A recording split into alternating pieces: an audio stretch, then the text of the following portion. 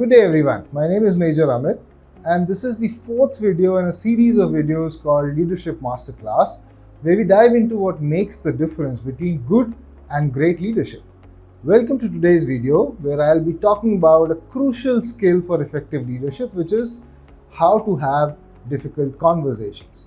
Now, whether it is giving constructive feedback, addressing conflicts, or discussing sensitive issues, knowing how to handle tough conversations is essential for any leader. Now, as a leader, it is likely that you will need to have difficult conversations from time to time. For example, a conversation about poor employee performance behavior, complaint and grievances, giving bad news, such as ending employment, addressing conflict, or communicating tough business decisions. All of this you will have to do as a leader. Now, in the next few minutes, we will explore why difficult conversations are important, common pitfalls to avoid, and practical steps you can use to navigate these conversations effectively. So let's get started and turn these challenging discussions into opportunities for positive change. Now, first of all, let's see why difficult conversations are important, right? Now, I have observed many leaders and avoid difficult conversations because it makes them feel very uncomfortable. Even experienced leaders, I've noticed, can find these conversations very daunting. Despite being an important part of their role, they often make excuses to avoid difficult conversations, such as, I don't want to hurt anyone's feelings, now is not the right time, everyone makes mistakes sometimes, or I don't have time. Right? We must understand that workplace problems will not go away by themselves. In fact, avoiding difficult conversations may prolong or even worsen the problem. It may damage productivity and efficiency of the business.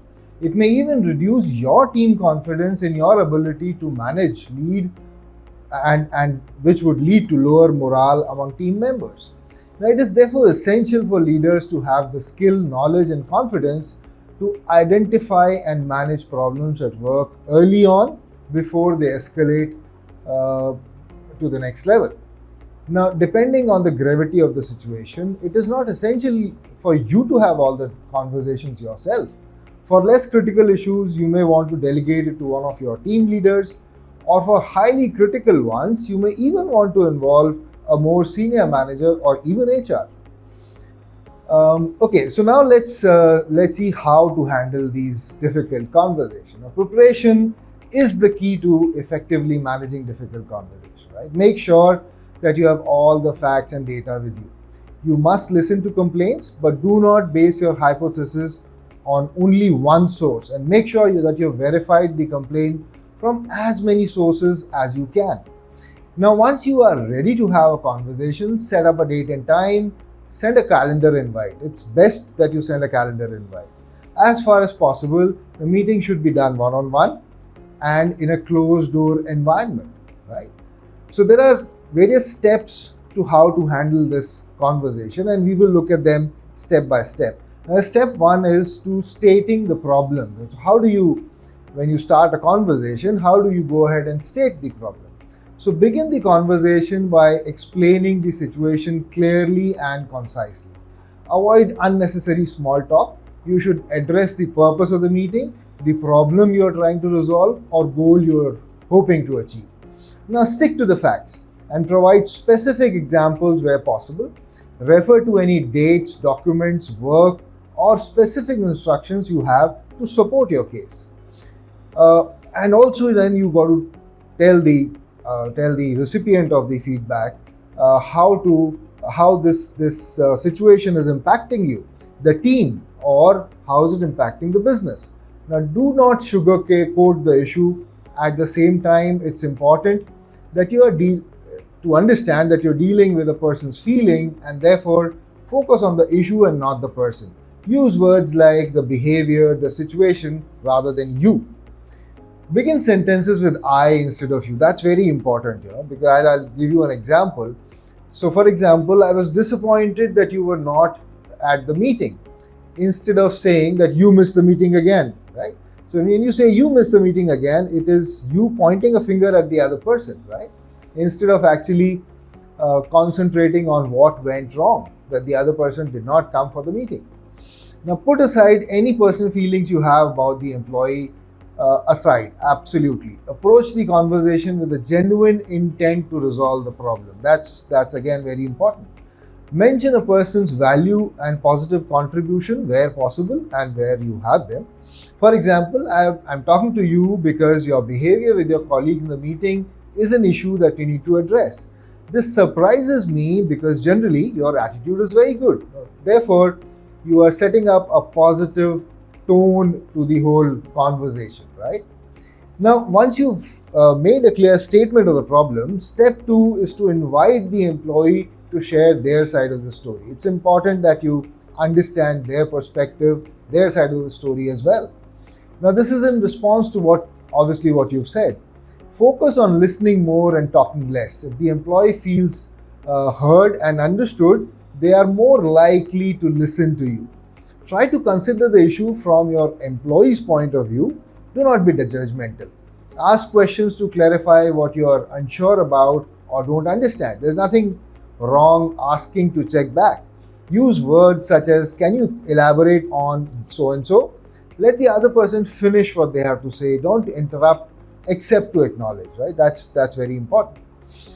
Now that the employee has expressed their side of the story, step three is to acknowledge their point of view. Now, acknowledgement is different from agreement, right? You can say this sounds really important to you without saying that you agree with their point of view or their position.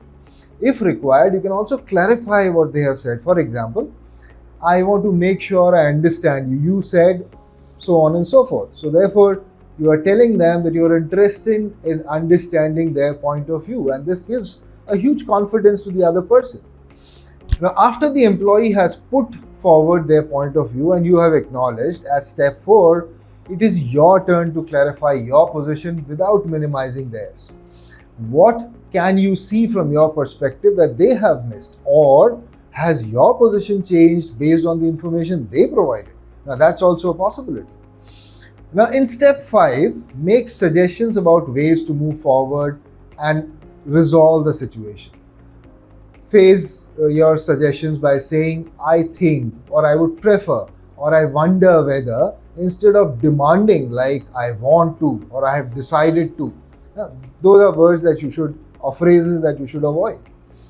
You could also invite the employee to make suggestions for an outcome as well. I mean, that's involving the employee in the resolution process. When you are open to searching for alternatives, the employee is often likely to reciprocate in the conversation and is likely to go more smoothly. The best resolutions involve an outcome that satisfies both parties, because ultimately he's the guy or he's the person who's supposed to deliver on whatever is agreed upon. And then step six is that you close the conversation by agreeing on your action points and next steps. You should confirm the key point of your discussion in a concrete and clear manner. Check where you are now, what needs to be done to resolve the issue, and what happens next. Note what actions need to be taken, who they will be taken by, and when. Gain the employee's agreement and commitment. For example, how do you feel about that? Or how does that sound to you? Decide on time now to discuss the action plan again, right? This will allow you both time to take your agreed actions and check whether or not the issue has been resolved. Now, do write notes as the conversation progresses. Writing notes is very important because you can't trust your memory for everything. Document any agreement and mail it to the employee as well, so that there is proof that this is what the agreement has been.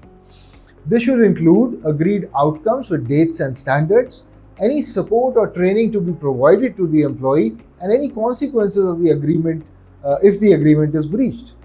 And finally, step 7 is follow-up. Take steps you agreed to take, right?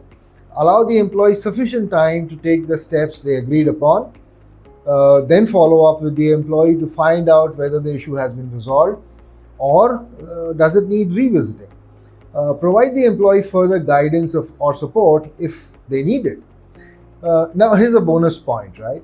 Often difficult conversations go wrong because of the emotions involved, not because of who's right or who's wrong. Now, as a leader, A critical role you play is to manage not only your emotions but also those of your employee. What you must do here is to approach the situation rationally and objectively. Being angry or defensive will rarely give you the outcome you want. Think about what your body language is saying. Don't be aggressive. Use a low and calm tone of voice, since your tone of voice may say more than the actual words you use. If you find yourself getting worked up, take a deep breath or silently count to 10 before you speak. Speak slowly and avoid using long, complex sentences. Try to be clear and direct with your communication. It always helps because then you are sure that the other person has understood what you are trying to make him understand. So, to sum it up, having difficult conversations is a crucial part of leadership effectiveness. We talked about 7 steps: staying calm and focused, and actively listening to the other person. Remember, difficult conversations don't have to be dreaded, right? With the right approach, they can lead to positive outcomes, stronger relationships, and more cohesive team. I challenge you to apply these steps in your next tough conversation and see how it changes the dynamic. Take it one step at a time and don't be afraid to make mistakes. Each one is a learning opportunity. If this video has helped you gain some new insights, please like, share, and subscribe for more content on effective leadership and personal development. I'd love to hear your thoughts and experiences in the comment section below. How do you handle difficult conversations? What challenges have you faced? Drop a comment below and let's continue the discussion. Thank you.